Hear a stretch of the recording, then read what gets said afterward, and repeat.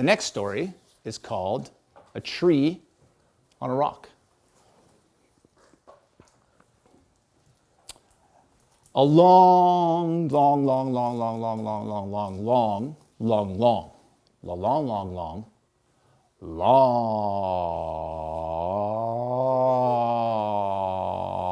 long, everybody, long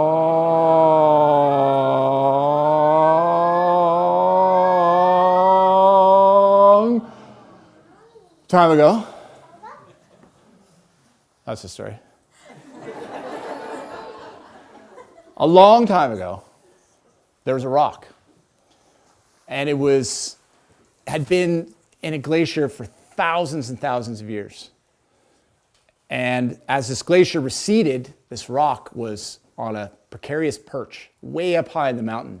And one day, the rock broke free, and it tumbled forever down the side of this mountain,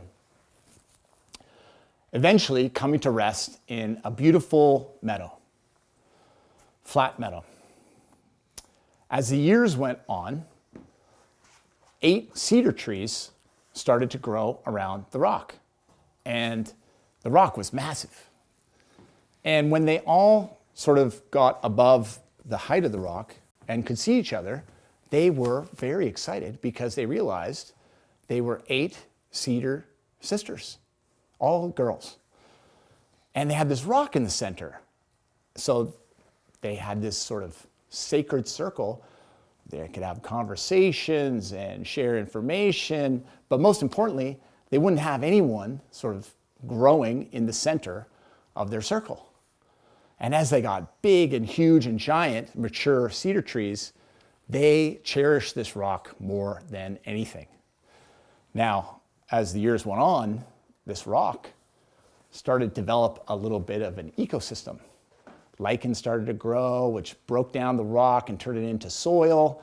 And little shrubs started to grow, and little animals were living up there, and they kind of started to freak out a little bit. Because, as they well know, being the mothers of many young trees now, that trees are actually kind of stupid, especially at the start. They can't move. Once a cone lands, they're kind of stuck, and most trees will just give it a good old college try, even though their site might be terrible. And they knew that this rock was a terrible place for a tree to grow because its roots would never make it to the forest floor. And all trees knew that that's how trees work. They share nutrients and water all underneath the forest floor through the root systems. So they kind of did everything they could to make sure that this rock was not a hospitable place for a tree to grow. So they crowded the canopy so that no rain would make it down there, and they shrouded with their branches the light so that light couldn't penetrate and help things grow on top of the rock. But most importantly, they told all of their children that were on the outside of the circle to make sure that no cones ever made it onto the rock. Of course, Anders, guess what happened one day? What happened?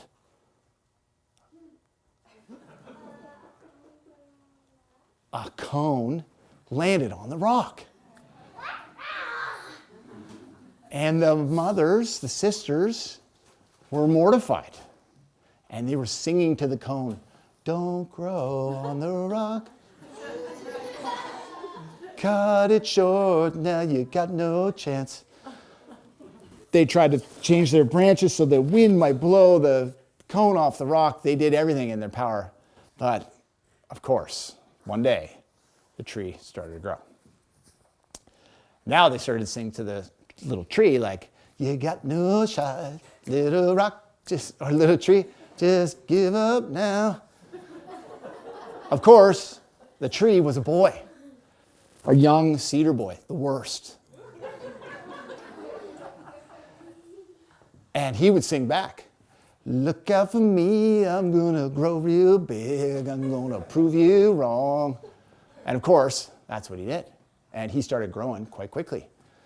And they were like, "Look, boy, you can't grow so fast, and you shouldn't even be growing on the rock at all. Your roots can't make it to the earth. You're not going to be secure. We can't help you if things go awry. You're on your own." And he's like, "Fine, I'm going to be as big as you guys. You just watch.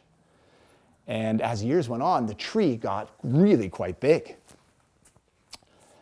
And the boy, who was quite arrogant, really didn't like being called a boy.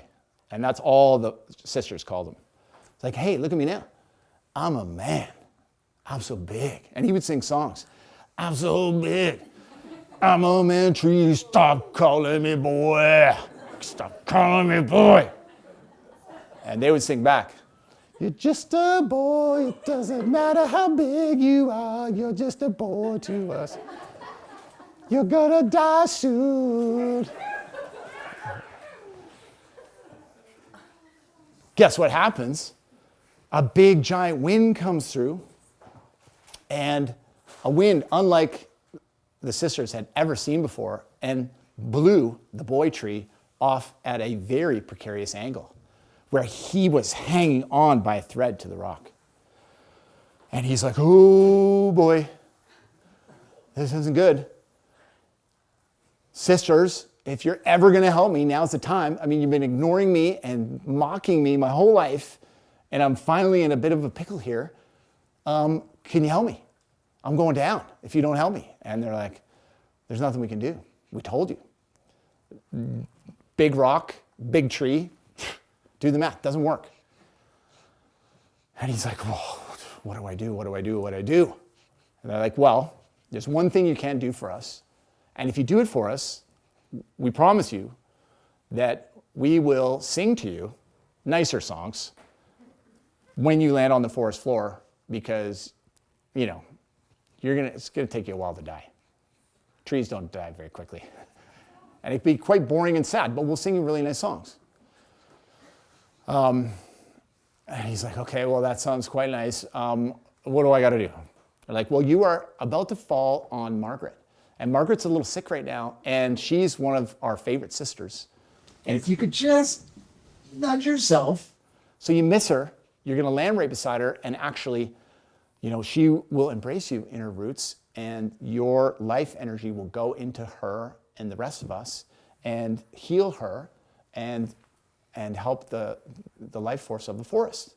And we'll sing to you really nice songs like, thank you, boy, for donating your bark to our forest world. I just made that one up. And he's like, okay, fine.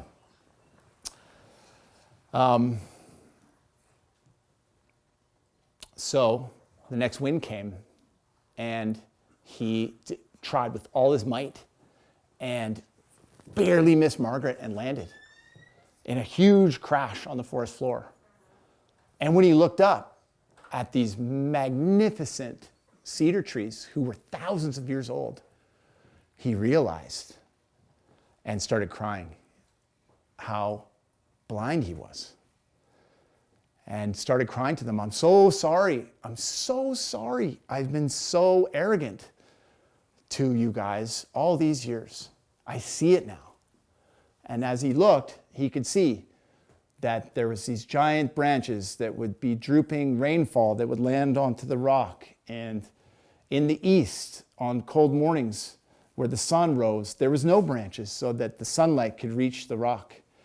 And over in the west, there was a whole bunch of branches protecting him from winds, because that's where the prevailing storms were coming from. And he could see that these sisters, who were now the mothers of many, had actually been helping him his whole life grow. And he ignored it and didn't appreciate it. And he felt so bad about it. And he was enormously apologetic. And they looked down at him and said, well, we really appreciate you saying that and noticing that. And because of that, we have one more gift for you. And he said, well, what could that possibly be? And they, all of them together, looked down at him and said, now you're a man. And that's that story.